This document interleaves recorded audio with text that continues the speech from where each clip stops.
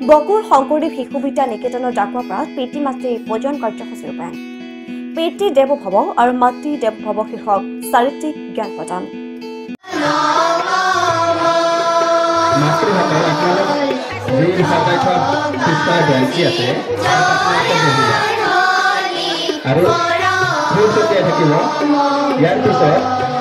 प्रतिजन छात्र বা ছাত্ৰীয়ে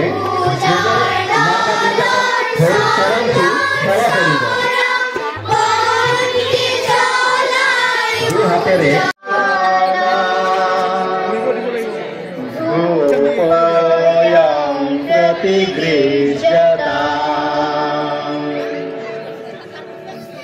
এইবাৰ চাকিৰে নিজৰ মাক আৰতি কৰিব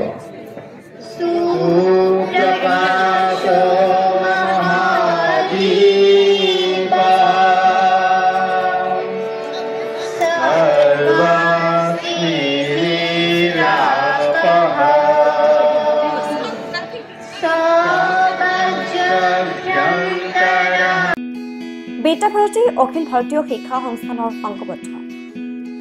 শিশু শিক্ষা সমিতিৰ অসমৰ অধীনস্থ কামৰূপ জিলাৰ বকুৰ শংকৰদেৱ শিশু বিদ্যা নিকেতনৰ ডাকুৱাপাৰাত আজি অনুষ্ঠিত হয় পিতৃ মাতৃ পূজন কাৰ্যসূচী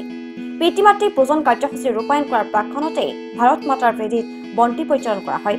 ইয়াৰ পিছতেই অতিথিসহ প্ৰধান আচাৰ্য আৰু নিকেতনৰ পৰিচালনা সমিতিৰ বিষয়ববীয়া সকলোকে সন্মান প্ৰদান কৰে লগে লগে মাংগলিক ৰীতি নীতিৰে আনুষ্ঠানিকভাৱে আৰম্ভ হয় পিতৃ মাতৃ পূজন কাৰ্যসূচী পিতৃ মাতৃ পূজন কাৰ্যসূচী অনুসৰি ছাত্ৰ ছাত্ৰী তথা শিশুসকলে নৈতিক চৰিত্ৰ গঠন প্ৰক্ৰিয়াত যথাবিহিত পূজা কৰে প্ৰকাশ্য যে পিতৃ দেৱ ভৱ আৰু মাতৃ দেৱ ভৱ এই শীৰ্ষক নৈতিক আৰু আধ্যাত্মিক তথা চৰিত্ৰিক জ্ঞান প্ৰদান কৰি বৌদ্ধিক বিকাশৰ ওপৰত আলোকপাত কৰে প্ৰধান আচাৰ্য বেজন কুমাৰ ৰফাই মাতৃ পূজন আজি আমি শংকৰদেৱ শিশু বিদ্যা ডাকুৱাপাৰা বকুৱে কাৰ্যসূচী পালন কৰিছোঁ ইয়াৰ উদ্দেশ্য এইটোৱে যে পিতৃ মাতৃসকল আচলতে আমাৰ আদিগুৰু আৰু আমি পিতৃ মাতৃক নিশ্চয় সন্মান কৰিব লাগিব শ্ৰদ্ধা কৰিব লাগিব তেওঁলোকৰ কথা বতৰা মানি চলিব লাগিব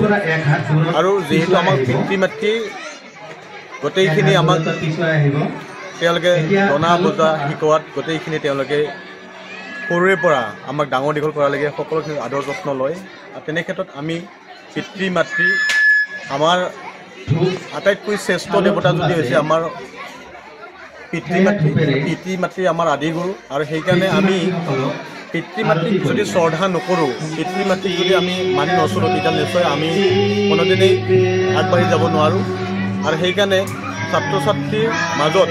যাতে তেওঁলোকৰ এটা সদ্ভাৱ আধ্যাত্মিক মনোবৃত্তিৰে তেওঁলোকে সদায় সমাজখনত এটা সুস্থ সমাজ গঢ়ি তুলিব পাৰে পিতৃ মাতৃসকলক সেইকাৰণে আমি এনেকুৱা ধৰণৰ এটা অনুষ্ঠানৰ জৰিয়তে তেওঁলোকক আমি আগবঢ়াই আনিব বিচাৰিছোঁ আৰু বকুৰ পৰা বিষ্ণুৰাম দাসৰ ৰিপৰ্ট সংবাদ 365